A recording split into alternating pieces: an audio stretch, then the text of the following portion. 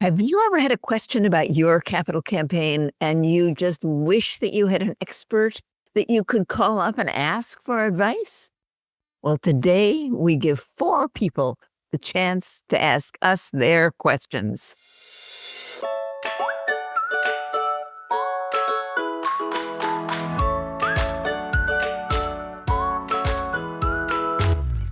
Welcome to All About Capital Campaigns, a podcast that provides fuel for your nonprofit's growth. Each week, Amy Eisenstein and Andrea Kihlstedt, co-founders of Capital Campaign Pro, provide practical tips about raising more money for your nonprofit organization. Here are your hosts, Amy and Andrea.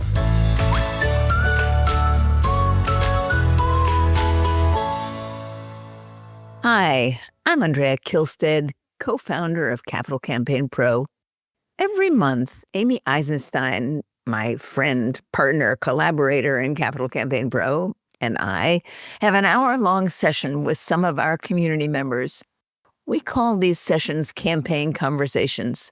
For today's podcast episode, we thought we'd let you listen in on a few questions we got in one of our recent campaign conversations. People asked about situations that we often hear about in capital campaigns. So I hope you're able to hear yourself in some of them, and perhaps you'll gain some valuable insights. Well, start with your name, maybe your role, your organization. My question is. Sure. I am Randy Whipple or Randall Whipple. I write it Randall and say it Randy, but I'm with the Working Ranch Cowboys Foundation. We're based in Amarillo, Texas. We support working cowboys and their families across the United States in times of need. And I have been on the board of directors since we started 31 years ago. You can tell I've lost all my hair. So anyway, my question is, or let me make a quick statement and then my statement is, we as a foundation have decided to stop paying rent and we are going to build a headquarters building. And I'm curious, out of the capital campaign knowledge that's out there, what has been some of the most effective things that you can do for donors, such as do you do a brick pavers with their names in them? Do you do special walls? What are some things that have been quite successful that donors really enjoy? Excellent question. So we're talking about donor recognition for building a building, right? Or a new building? Yes, ma'am. Andrea, you want to kick us off on this one? Sure, there's a lot to say, Randy. We could actually spend our whole hour talking about donor recognition, but we will try to limit that. First of all, let me say that while it's a great thing to think about, how donors want to be recognized, you will begin your capital campaign raising money in large gifts from a relatively few donors. And for the most part, those donors, while they will probably be happy to be recognized, that's not why they're going to give to you, right? They're going to give to you because they have a strong passion for and interest in your mission. And the donor recognition, whether you're going to do plaques or other form of donor recognition, really follows on to their passion to give and their relationship with you. So I just want to say that setting up we're going to do bricks to get donors to give is not really the primary strategy, the way to start your campaign, but it certainly is important to think through. When we think about donor recognition in a campaign, we think about giving different kinds of donor recognition at different levels of gifts. So we recognize donors at the highest levels in one way, typically a more personal way, and donors at the bottom of the giving pyramid in a less personal way. The traditional way of doing that in a building campaign is to have naming opportunities in the building. People can name rooms, can name areas, can name entryways, can name flagpoles, can name, right? I mean, there are all kinds of things that you can actually name in honor of a donor. And when you get down to a certain level, then you're going to put all the donors' names onto a group plaque, probably organized by giving amount. Right. Now, at the very end of your campaign, you might do some kind of brick walkway or something like that. My belief is that they're often more time consuming and effort consuming and expense consuming than they are worth. but some organizations do them anyway. But where to begin your thinking is by looking at your building plans and saying, well, all right, if we were if we're going to name rooms in honor of donors or spaces in honor of donors, how would we do that? And the way to think about that is you will have a gift range chart, a chart that shows the levels of giving.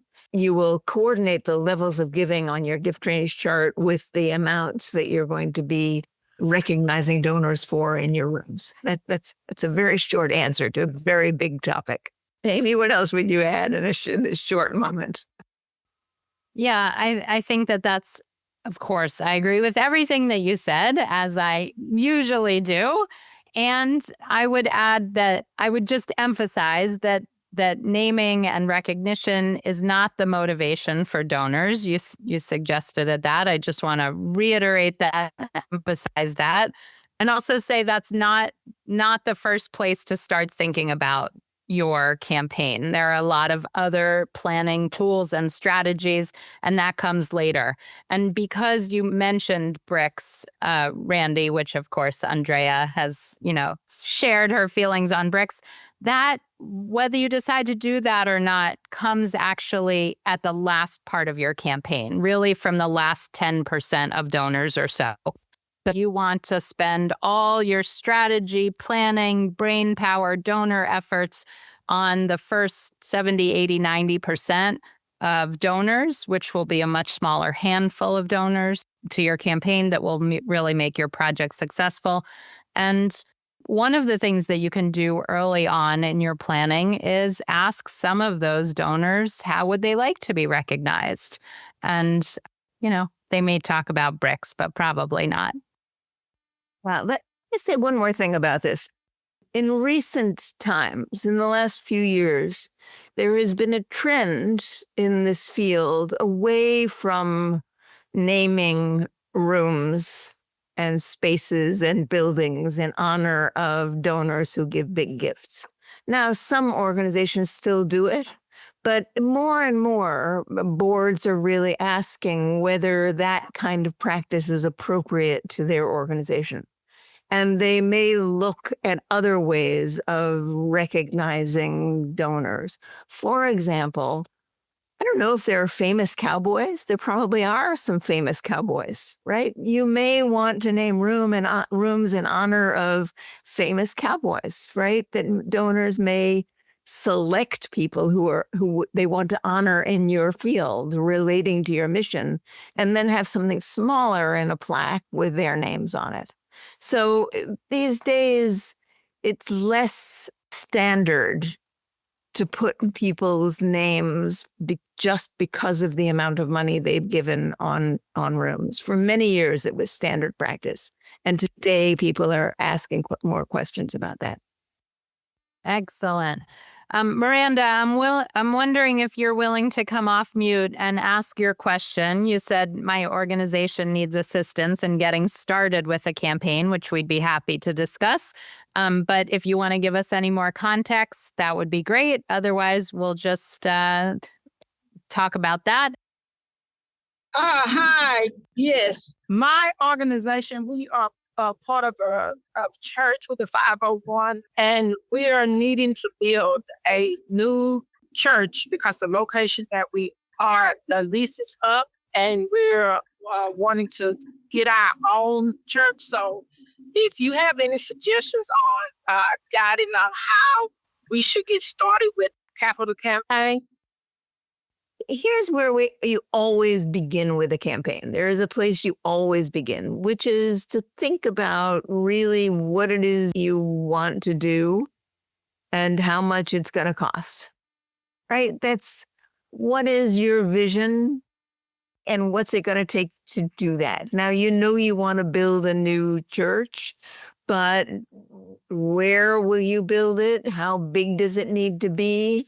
How big is your congregation? What are the requirements in a building that will hold your congregation? How much, it doesn't have to be to the penny, but you need to think through, okay, how much is the land going to cost us? How much you need to be talking to a builder or an architect so that they can give you some preliminary cost estimates. What kind of lighting are you going to need? What kind of a sound system are you going to need? What will the pews cost? I don't know much about church building, but I assume those are basics for building churches. And you probably will want to put other things in your list of things that you want to fund as well. And that's always a great place to begin, right? And pull together a small group of your leaders, right? What church funding has in specifically is that you serve a defined group of people, right? Usually a fairly small defined group of people. And you should involve the leaders of that group, or maybe the entire congregation, in helping you think through what your campaign objectives are, so that they will build their enthusiasm and excitement as you go through that process. And once you know what you're going to do and roughly how much it's going to cost, then you'll be ready for the next step. Amy, what's the next step? Well, so many next steps. But I think the main one is to try and determine whether what it's going to cost your project is in the scope of reality, aspirational, and yet in the scope of reality of what you're able to raise and or identify alternative funding sources from. So let's say you determine that your new church building with a maintenance fund and additional staff and more electricity bills and all the rest of it is going to cost $10 million. Now it's time to determine, how are you going to do that? Can you raise the full 10 million? Do you have 2 million in reserve you might use? Does it make sense to take $1 million or $2 million mortgage if you can't raise the full $10 million? So first determine what is the scope and scale possibility of what you can raise. And there are lots of ways to do that, but the primary way is through a fundraising feasibility study where you talk to your lead donors with the help of a consultant like us at Capital Campaign Pro to determine, do a donor analysis, and then go out and talk to your biggest potential donors to see if you can raise that kind of money. And also looking at alternative funding sources for your project if you determine you can't raise it. So, all right, I think those are the best ways to start, right? What is the project? What is the vision? How much will it cost?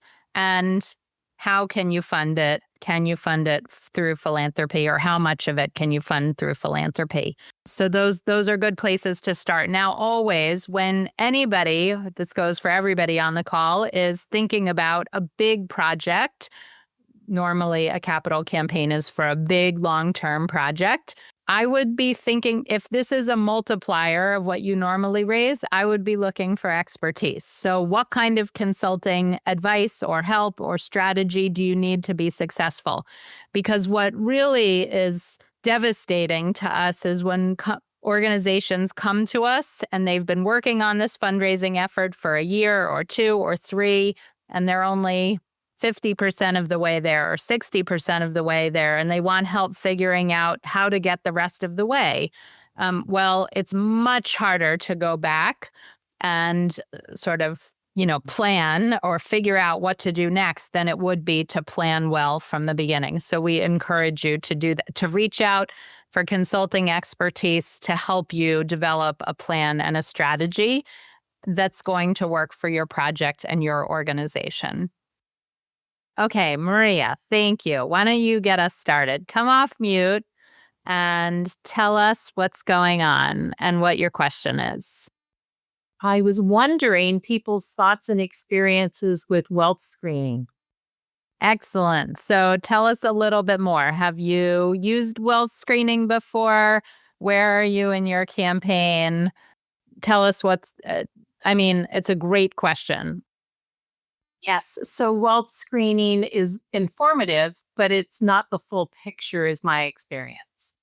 So I'm wondering how much, it can reveal some people with capacity that you did not know that they had it, but it doesn't tell you exactly how much capacity if they have LLCs and different corporations or make anonymous donations. So not everything is available through wealth screening.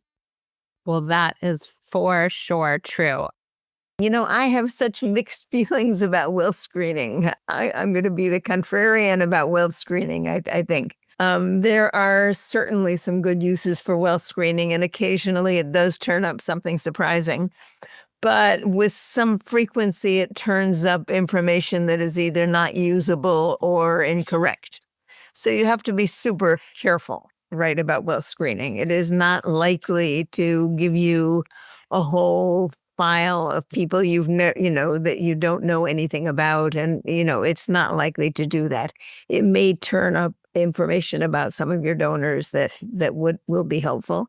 It sometimes turns up information about donors and what they have and how much capacity they have that is awkward for you to know, right? Which is the biggest problem I have with it. It sometimes is not good to know about donors what they would rather you didn't know about them. So let's say the wealth screening turns up that a donor has 3 houses in various places. And they haven't, they look to you like a modest donor living in a small house in your community, and you didn't know that they had a house in Hawaii and a house in wherever, right? It's an interesting question how you would use that if they didn't reveal some of that to you. So I just want to raise that issue as, what should you know and what shouldn't you know? And how do you use information you get through wealth screening in a way that is respectful to a donor? Now, one more thing, and then I'll see what Amy wants to add to this. What I actually prefer is for you to consider hiring a prospect researcher when you have someone on your list that you would like to know more about, right? When you would like to know what boards they serve on, particularly when you would like to know what other contributions they've made. I mean, at least as important as people's wealth is whether they're generous, whether they have a history of making significant gifts. And a prospect researcher is more likely to be able to find that out for you than a standard wealth screening model. So those are my thoughts. I've always been pretty kind of anxious about wealth screening. And I know I'm in the minority. Don't get me wrong. This is not the standard pattern. Well, excellent. I think that what you're pointing to, Andrea, is absolutely right, is that it's one teeny piece of the puzzle. And I think where we see people really fall into traps is doing a wealth screen and thinking, oh my gosh, there's so much wealth on my list, so we can raise all this money. And that's a dangerous trap to fall into, or basing your campaign goal on what you perceive to be in your donor database. So that's a dangerous trap. Now, with all of our clients at Capital Campaign Pro, we do help them and provide wealth screening if they don't have access to it. We partner with a company called Kinesite, which purchased iWave. So it's the iWave Kinesite company now, or it's Kinesite is what it's called. It's formerly iWave. But clearly, I'm seeing several people mention Donor Search, which is very popular. If you use Bloomerang, Donor Search is integrated into that. Also, if you're a Razor's Edge user or Blackbaud, any of their products, you probably have access to their wealth screening. There's Wealth Engine. There's lots of companies that do this. We partner with Kinesite, formerly iWave, because we think it is one piece of the puzzle. And it does provide some information when used appropriately and well.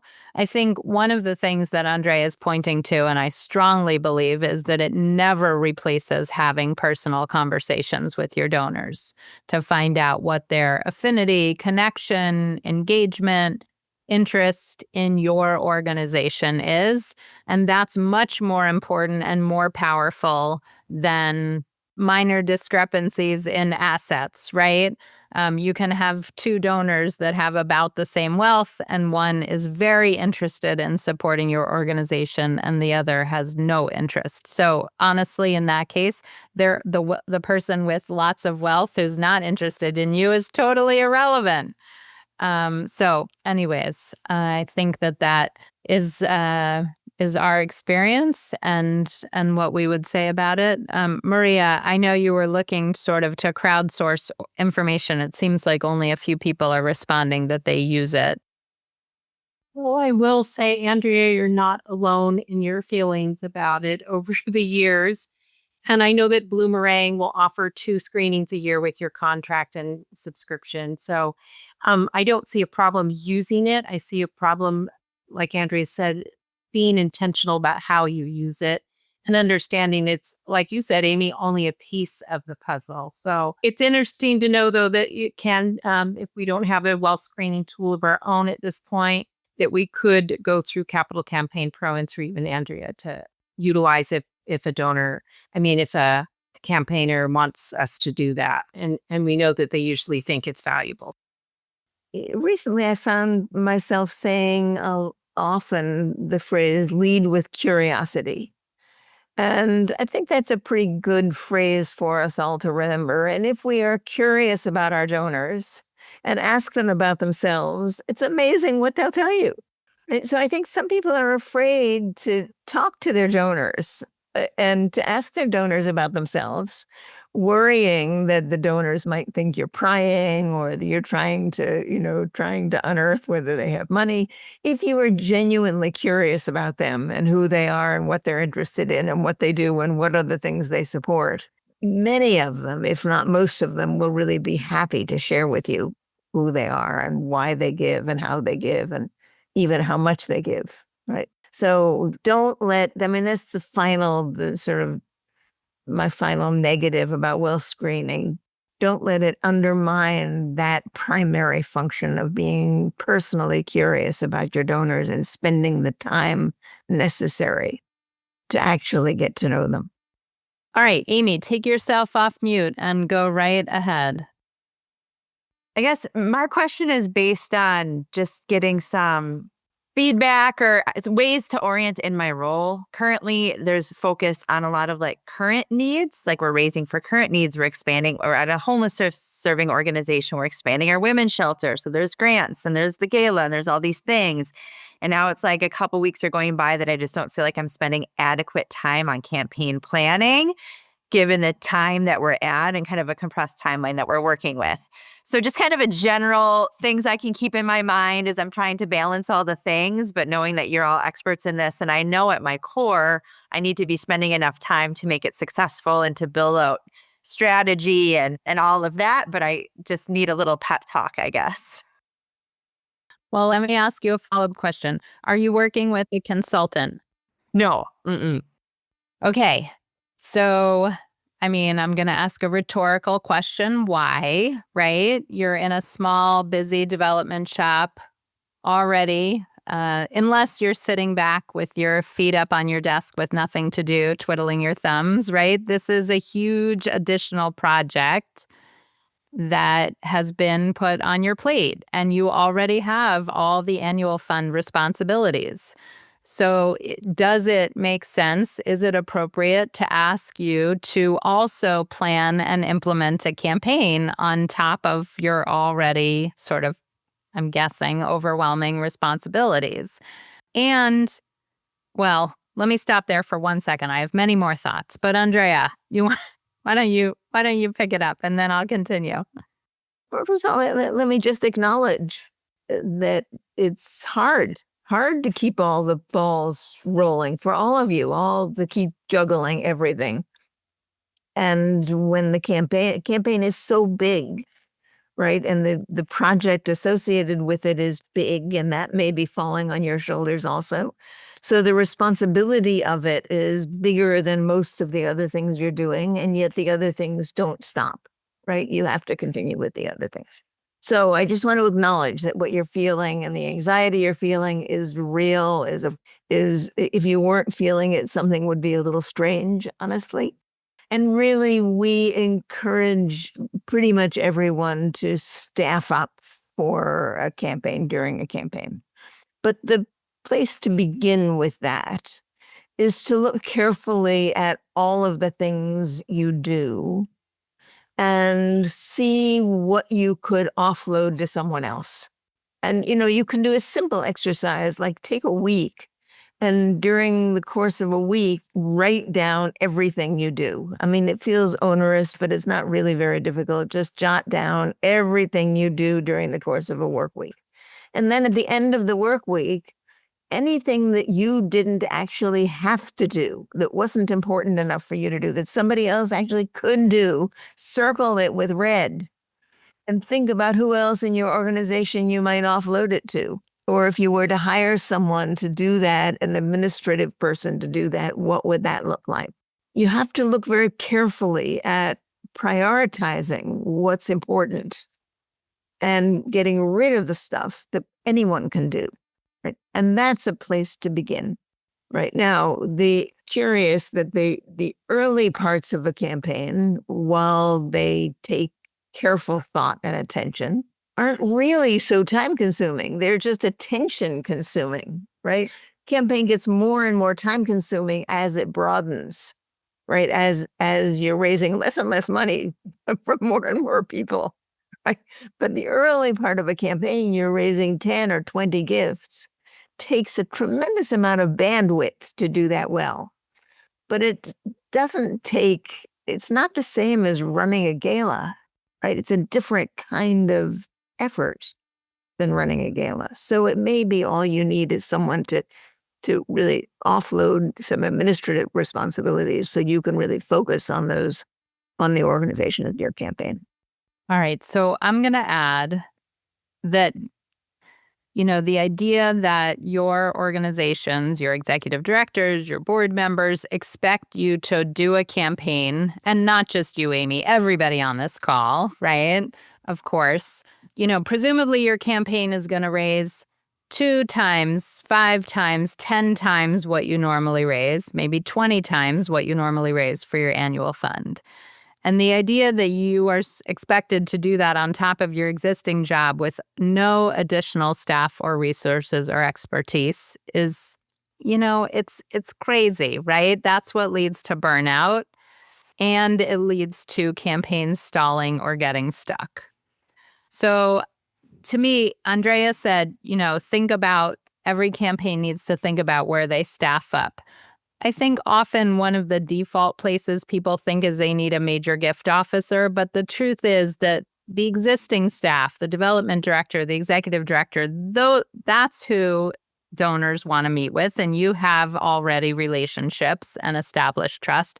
So it's better to staff up underneath, meaning an administrative person, a data manager, administrative support, outsourcing grant writing or event planning or some of the other things that you do that somebody else might be able to do, either that already works at your organization or that's the place to think about staffing up. But the other place that campaigns really benefit from, and I'm totally biased and you can call me out for it, is campaign expertise. The truth is, the reality is that most people at nonprofits, board and staff members, don't have extensive campaign experience running multiple campaigns or designing multiple campaigns from start to finish. Just because by nature of campaigns, organizations do them once every 10 or 15 or 20 years. And so most people that work or volunteer at nonprofits don't have experience. Only campaign consultants have experience with 20 campaigns, 30 campaigns, 50 campaigns, designing them and running them.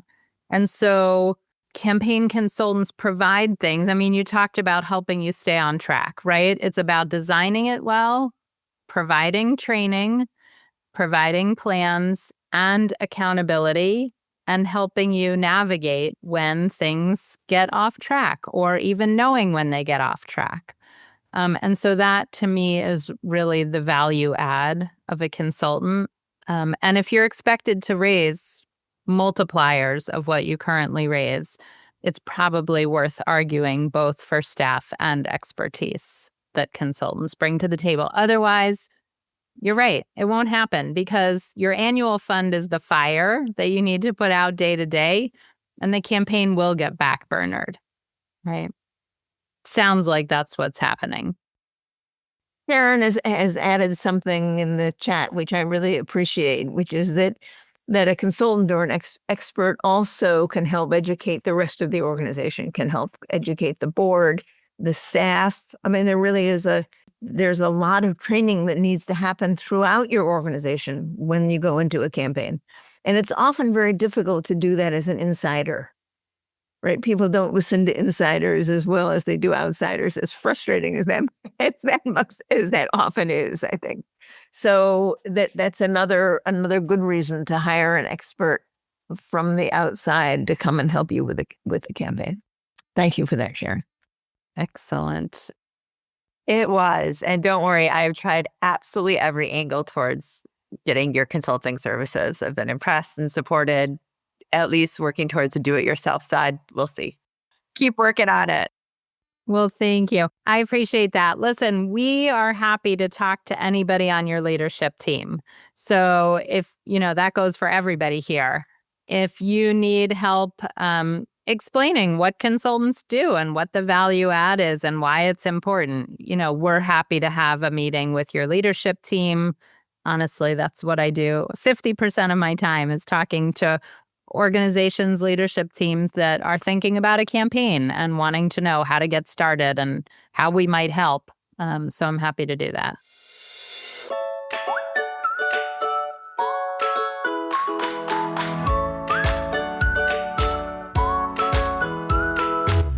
Thanks for joining Amy and Andrea for today's All About Capital Campaigns. To learn more about them and their work with organizations like yours, visit capitalcampaignpro.com, where you'll find all the help you'll need for your campaign. And please subscribe, then rate and review us on your favorite podcasting platform. Thank you.